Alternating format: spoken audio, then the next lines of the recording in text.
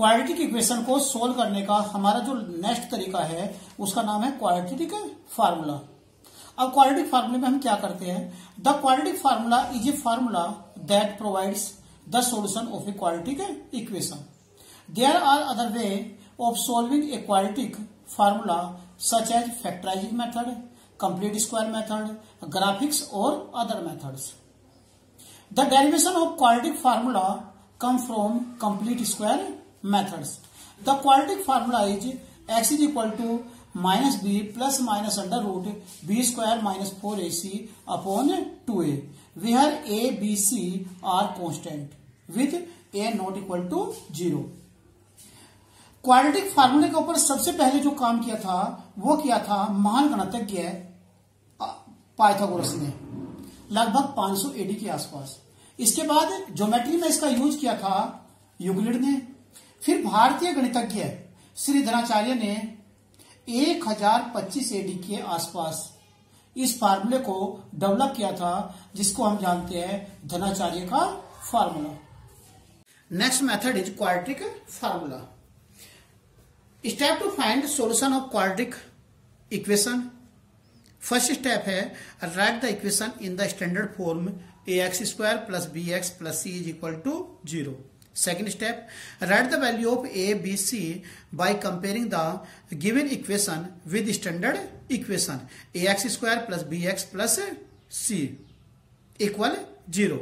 Third number पे find discriminant d is equal to b square minus 4ac.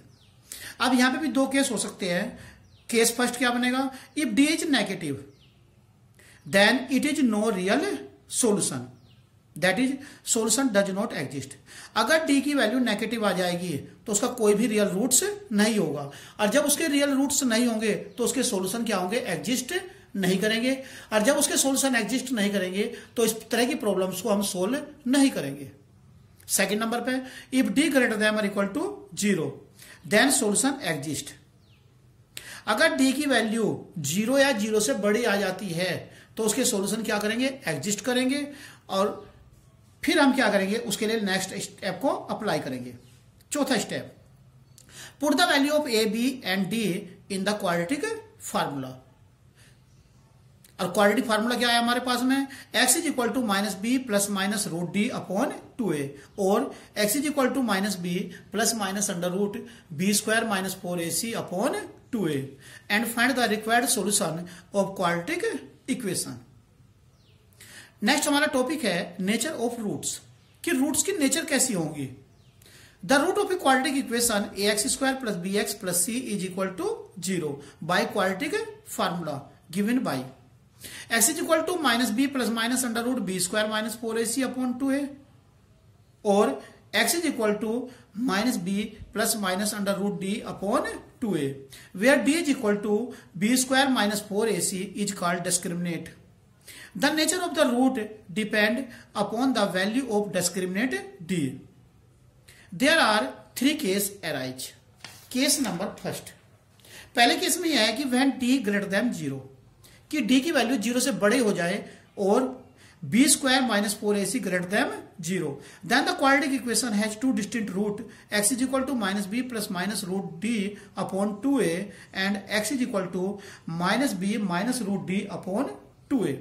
अर्थात अगर किसी भी क्वाड्रेटिक इक्वेशन के अंदर d की वैल्यू 0 से बड़ी आ जाती है, अर्थात बी स्क्वायर माइनस 4ac 0 से बड़ा आता है, तो ऐसी क्वाड्रेटिक इक्वेशन के क्या होंगे, दो रियल रूट्स होंगे और दोनों के दोनों जो रूट्स होंगे वो कैसे होंगे, अलग अलग होंगे।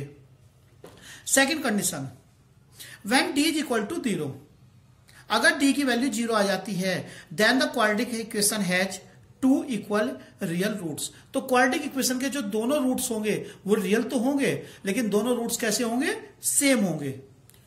That is x is equal to minus b upon 2a and x is equal to minus b upon 2a। Case third, when d less than 0, अगर d की वैल्यू 0 से छोटी आ जाती है then there is no real root exist, तो उसका कोई भी रियल रूट्स नहीं होगा। और जब उसका कोई भी रियल रूट्स नहीं होगा तो ऐसी इक्वेशन को हम सोल्व नहीं करेंगे। Note, if alpha and beta are root of a quadratic equation, then quadratic equation is given by.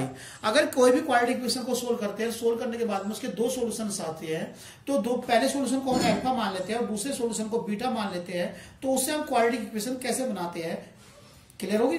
तो उसके लिए हम क्या करेंगे, सबसे पहले x square minus sum of root into x आएगा plus product of root equal to 0, और x square minus alpha plus beta into x plus alpha beta is equal to 0। Next, let the quadratic equation is a x square plus b x plus c is equal to 0, A not equal to 0। जब हम किसी problem को solve करते हैं और solve करने के बाद में हमारी जो क्वाड्रेटिक इक्वेशन है वो x square plus b x plus सी की फॉर्म में आपको मिलेगी। अब यहां पे कुछ उसकी भी कंडीशंस रहेगी। If a b and c are rational, अगर जब हम उसमें जब इक्वेशन को सोल्व करते हैं उसके अंदर ए बी सी कैसे नंबर्स आ जाए, रेशनल नंबर आ जाए, एंड डी दैट इज कितना हो गया, b square minus 4ac is a perfect square, then root of quadratic equation are rational. तो उस क्वाड्रेटिक इक्वेशन के रूट कैसे मिलेंगे, हमें रेशनल मिलेंगे। Second condition, if a b and c are rational and d that is b square minus 4ac greater than कितना हो जाए, 0 हो जाए, and d is not a perfect square, then both of the root of quadratic equation are conjugate irrational. Irrational number of the type 2 plus root 5 and 2 minus कितना हो गया, root 5 are known as conjugate rational number. कि यदि हमारे पास में A B C कैसे numbers है, रेशनल नंबर्स है, और डी की वैल्यू ग्रेटर देन 0 हो जाए, लेकिन डी क्या होगा, परफेक्ट स्क्वायर ना आए, तो ऐसे क्वाड्रेटिक इक्वेशन के जो सॉल्यूशंस होंगे वो कैसे होंगे, हमारे इरेशनल नंबर्स आएंगे। थर्ड नंबर पे, if A plus B plus c is equal to 0 the root of quadratic equation are 1 and C by ए। अगर मैंने सपोज करो कोई भी क्वाड्रेटिक इक्वेशन दी हुई है और उसमें ए बी सी तीनों को जोड़ने के बाद में 0 आ जाता है, तो उसके जो क्वाड्रेटिक इक्वेशन होगी उसके सॉल्यूशन क्या आएंगे, 1 आएगा एंड सी बाई ए। चौथे नंबर पे, if a plus b c is equal to b or a minus b plus c is equal to 0, then root of quadratic equation are minus c by a and minus 1. Now complete the learning outcomes these chapters. Now we complete the exercise. Factorization method को एक example के द्वारा समझने का प्रयास करते हैं। हमारा एग्जाम्पल है x minus 1 upon x minus 2 plus x minus 3 upon x minus 4 equal to 10 upon 3। अब क्वेश्चन को हमने ऐसे कैसे उतार लिया, अब नीचे से हमारा जो एलसीएम आ गया वो आ गया x minus 2 x minus 4, x minus 4 की इधर मल्टीप्लाई हो जाएगी तो ये होगा x minus 1 x minus 4 plus x minus 3 x minus 2 equal to हो गया 10 अपॉन 3। अब इनकी मल्टीप्लाई की है तो मल्टीप्लाई करने के बाद में हमारे पास में आ गया x square minus 4x minus x plus 4। ऐसी x की जब इसके साथ मल्टीप्लाई करेंगे तो x square minus 2x minus 3x plus 6 है। नीचे मल्टीप्लाई करेंगे तो एक्स स्क्वायर आ गया, माइनस का 4x आ गया, माइनस का 2x हो गया, माइनस 2 की जब माइनस 4 से मल्टीप्लाई करेंगे तो प्लस कितना हो गया 8 आ गया, और इक्वल टू हो गया 10 अपॉन 3। अब ऐड कर लिया, एक्स स्क्वायर और एक्स स्क्वायर हो गया 2x स्क्वायर, 4 और 1 कितना हो गया 5, 5 और 2 कितना हो गया 7 आ गया, और 3 कितना हो गया 10, तो माइनस का 10x आ गया, 6 प्लस 4 कितना हो गया 10 आ गया, अपॉन नीचे आ गया एक्स स्क्वायर, 4 और 2 कितना हो गया 6 आ गया, प्लस कितना हो गया 8 आ गया, इक्वल टू 10 अपॉन 3। अब इसकी क्रॉस मल्टीप्लाई कर ली, 3 की इधर मल्टीप्लाई करेंगे तो कितना हो गया 6x स्क्वायर, 3 इंटू 10 कितना हो गया 30x आ गया, प्लस कितना हो गया 30 इक्वल टू कितना आ गया, ये हो गया 10x square minus 60x plus 80। अब इसको हमने क्या किया आरएचएस में ले गए तो ये हो गया 10 माइनस 6 कितना हो गया 4x स्क्वायर आ गया, 60 माइनस 30 तो माइनस के 30x आ गया, 80 माइनस 30 कितना हो गया 50 is equal to 0 divide by 2, क्योंकि दो सब में कॉमन है तो 2 से हमने क्या कर दिया डिवाइड कर दिया, तो ये आ गया 2x square minus 15x plus 25 is equal to 0। अब इसे क्या होता है मिडिल टर्म स्प्लिट मेथड से सोल्व कर लेंगे, तो ये होगा 25 टू जा कितना हो गया 50, 50 के ऐसे फैक्टर करने हैं जिसका सम कितना है 15, तो ये आ गया 10 इंटू 5 50 आ गया, 10 प्लस कितना हो गया 5, 50। तो ये आ गया 2x² माइनस कितना हो गया 10 plus 5 into x plus 25 is equal to 0। तो ये आ गया 2x² माइनस कितना हो गया 10x आ गया, माइनस कितना हो गया 5x आ गया, प्लस 25 इज इक्वल टू 0। पहले दो में से क्या कॉमन ले लिया और बाद के दो में से दो कॉमन ले लिया। तो पहले दो में से जो कॉमन आ रहा वो आ रहा 2x, तो यहाँ पे क्या बच गया x माइनस 5। लास्ट के जो 2 है इनमें से कॉमन आ रहा माइनस का 5, तो ये भी x minus 5 is equal to 0। फिर दोनों में से क्या है x माइनस 5, फिर बाहर कॉमन आ गया, तो ये बच गया 2x minus 5 is equal to 0। अब ये x माइनस 5 और 2x माइनस 5 0 के बराबर है, या तो ये चीज 0 है तब जाके 0 हुआ है, या ये चीज 0 के बराबर है। तो सबसे पहले हमने x माइनस 5 को किसके बराबर रख दिया, 0 के बराबर रख दिया।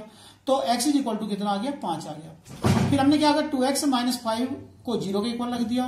तो यहां से जब 5 को लेफ्ट हैंड साइड में ले गए तो 2x बराबर कितना हो गया 5 आ गया। तो x इज इक्वल टू कितना आ गया 5/2। तो हमारे इसके आंसर आ गए 5/2 और 5। अब हम बात करते हैं क्वाड्रेटिक फार्मूले से प्रॉब्लम को सोल्व करने की। हमारा क्वेश्चन है 2x² plus 5√3x plus 6 is equal to 0। Question को लिख लिया।